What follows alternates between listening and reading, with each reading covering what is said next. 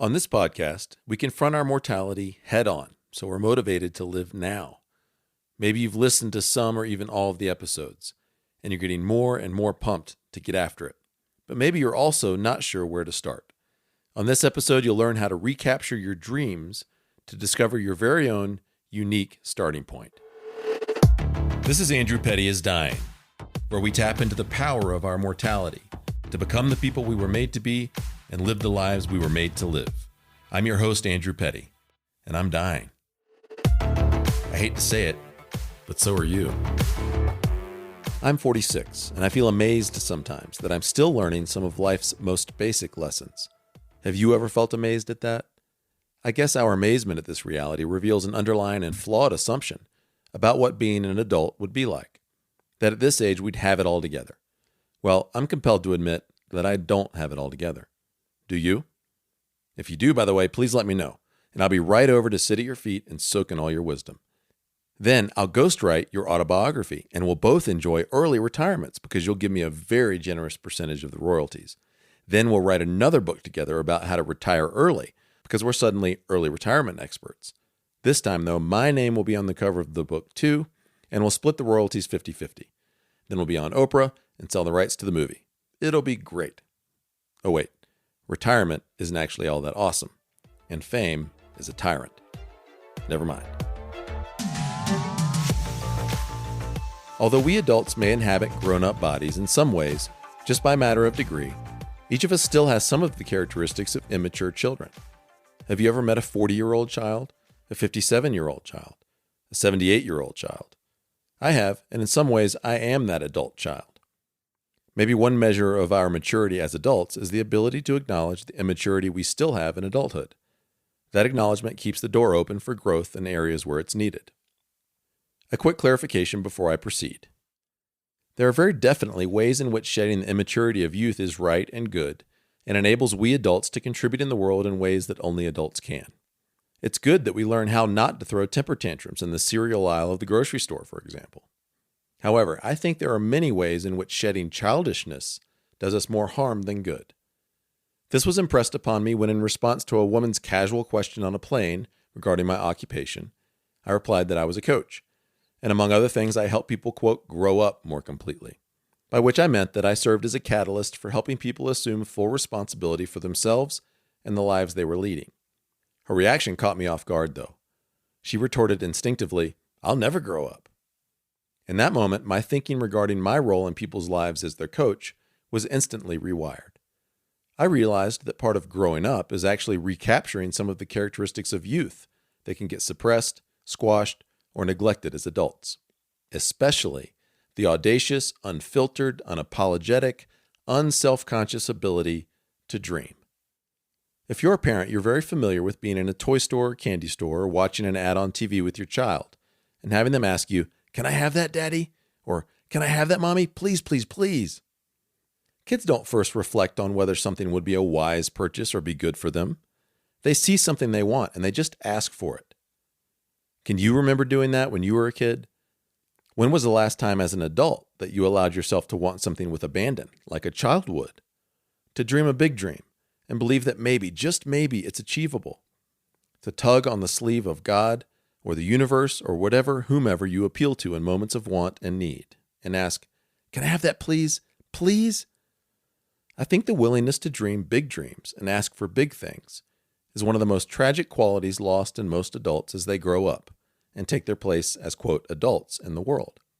And that loss means that many of the greatest contributions we could make in the world never see the light of day.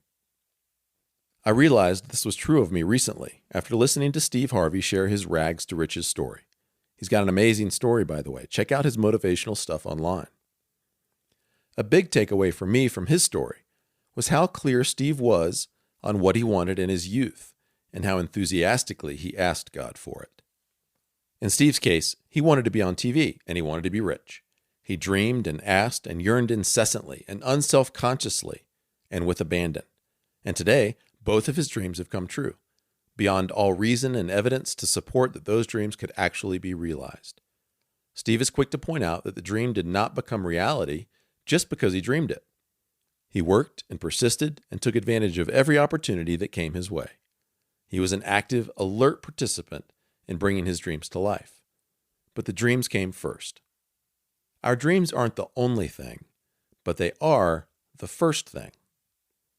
Somewhere along the way, I became very self-conscious of my wants and dreams, and learned that it was somehow wrong to want good things for myself and to dream big dreams.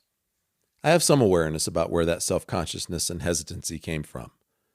But it's actually less important that I know where they came from than that, once becoming aware of it, I simply resolved to change it, to resuscitate that bit of childishness and give myself permission to invite it back into my adulthood. As Steve Harvey said, our dreams are unique to each of us, and they represent things that don't yet exist in the world, but that we can make a reality. And Einstein is attributed as saying that imagination is more important than knowledge. But we, quote, adults, tend to affirm the opposite and deem ourselves very prudent and sensible for doing so. It's hard to recall any significant advancement or movement or evolution of humanity that anyone thought was sensible at the time. Rather, a dreamer or two came along and began to assert persistently that what no one else saw or believed was indeed possible. Jesus, Galileo, our founding fathers, Henry Ford, Gandhi, Dr. Martin Luther King Jr., all, quote, dreamers in their own way, who sowed seeds of human advancement in ways that most others thought absurd at the time. I, for one, am daring to dream again. My family and I made dream boards together recently for the first time. I have on mine 30 or more big dreams that I'm bringing to God audaciously and without hesitation or self-consciousness. I'm not under the illusion that all of them will absolutely come true just as I've dreamed.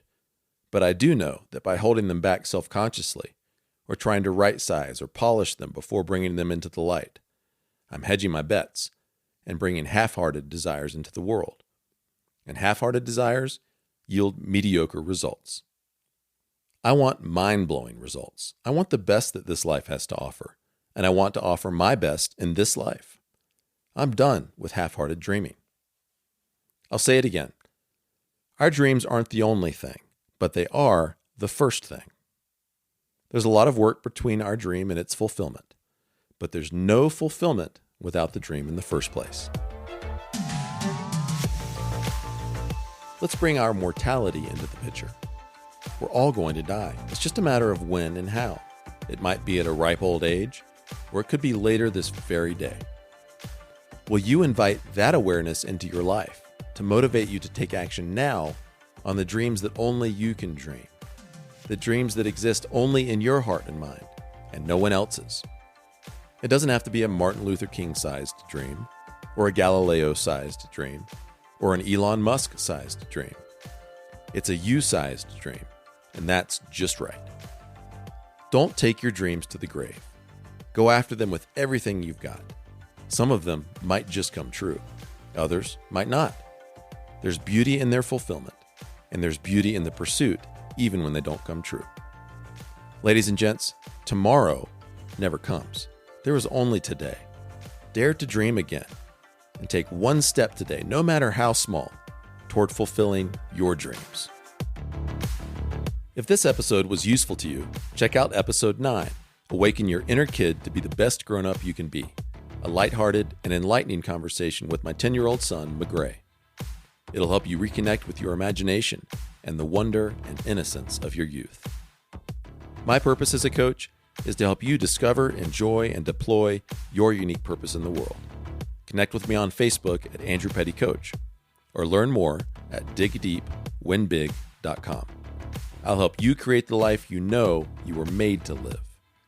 Thanks for tuning in. Don't forget to subscribe, and I'll see you next time on Andrew Petty is Dying.